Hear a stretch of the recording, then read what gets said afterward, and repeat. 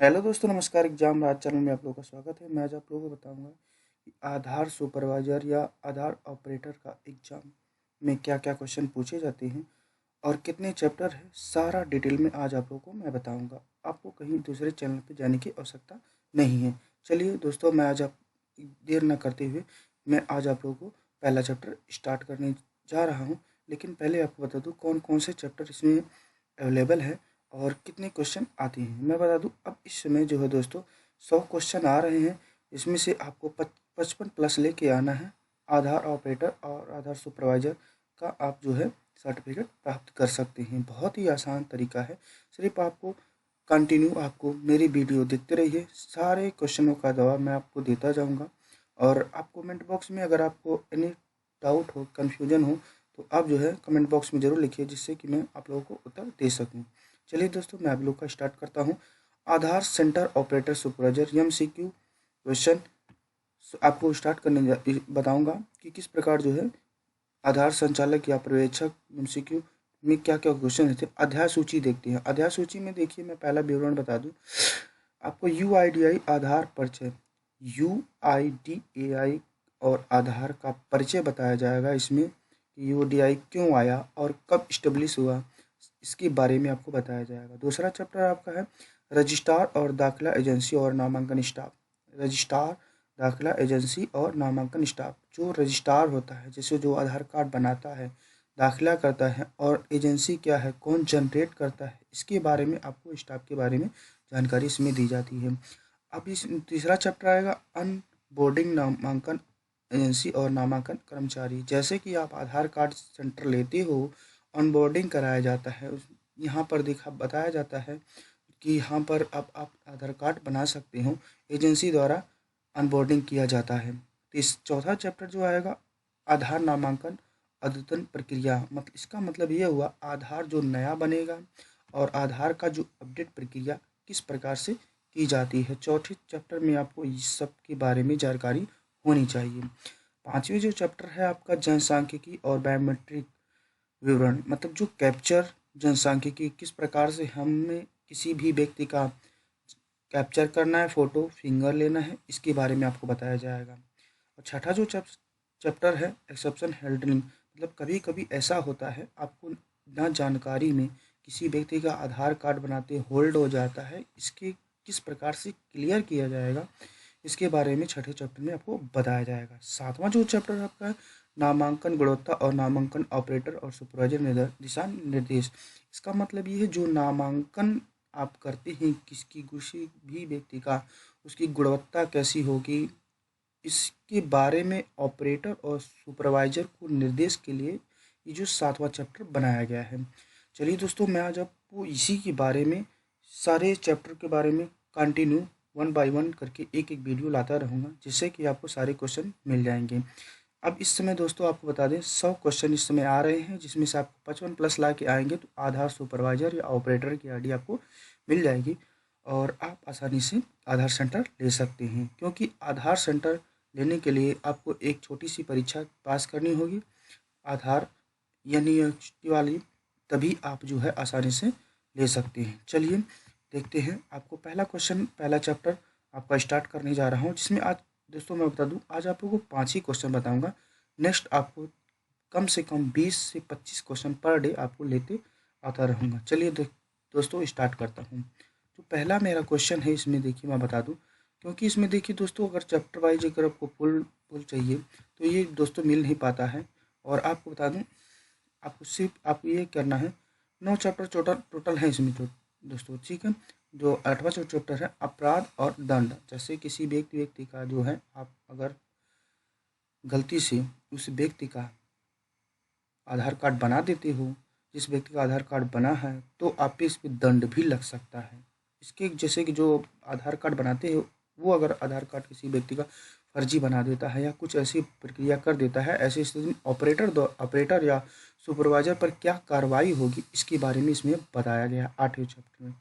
जो 9वां चैप्टर है दोस्तों आपको बता दूं कर्मचारी, जो नामांकन कर्मचारी के लिए ग्राहकों की संतुष्टि और सुधार, धोखाधड़ी से बचने के लिए दिशा निर्देश।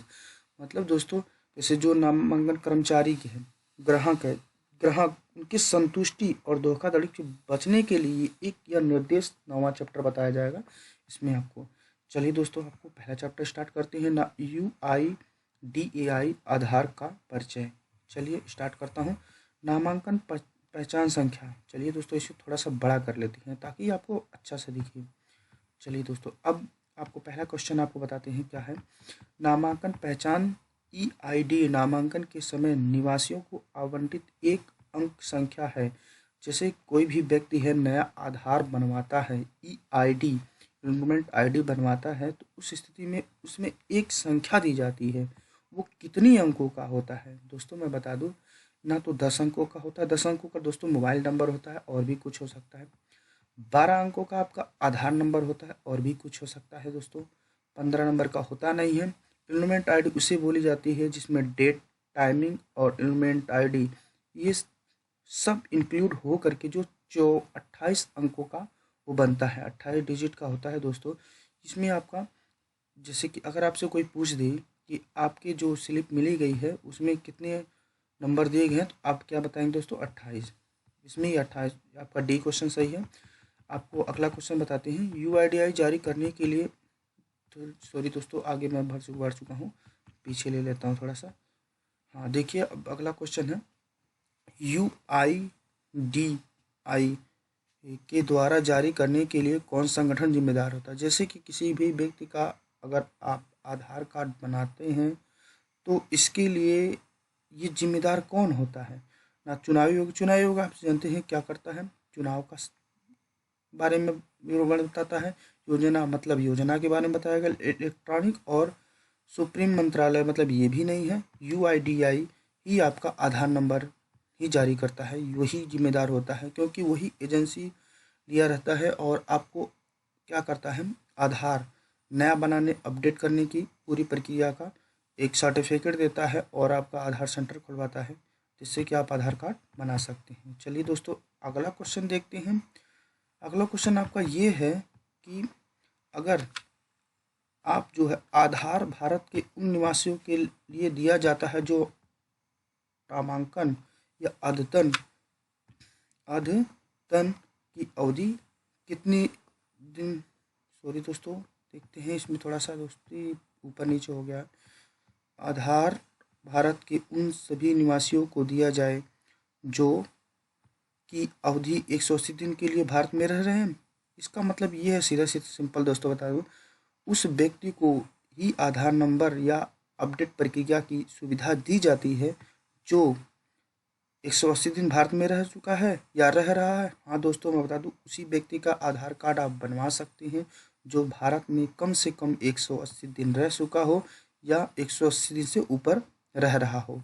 इसमें आपका ये बात सत्य है, इसलिए सच लिखा जाएगा। नंबर 1 ये सही है। अगला क्वेश्चन क्या है, आधार सर्जन के लिए जनसांख्यिकी और बायोमेट्रिक दोनों हेतु निवासियों को डेटा को कैप्चर करने की प्रक्रिया को क्या कहते हैं। जैसे किसी भी व्यक्ति का आप बायोमेट्रिक लेते हैं, जनसांख्यिकी करते हैं, आंखों की आइरिस खींचते हैं, तो ऐसी प्रक्रिया को क्या कहते हैं, प्रमाणीकरण। मतलब ये होता है किसी भी प्रमाण को प्रमाणित करना। और पहचान के लिए तो ये भी नहीं होता है, नामांकन। यही आपका सत्य है, इसलिए आपका बी वाला ऑप्शन सही होगा।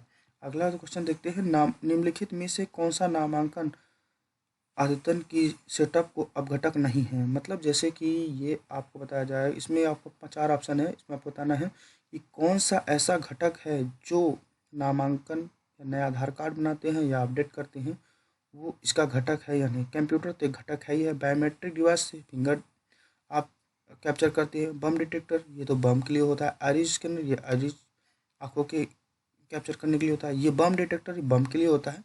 यही आपका ऑप्शन होगा, ये घटक नहीं है। चलिए दोस्तों, अब आपको बता दें कि मेरे इस टाइप के क्वेश्चन आपको अगले वीडियो में कंटिन्यू लाता रहूँगा और आपको अच्छे से समझाऊँगा।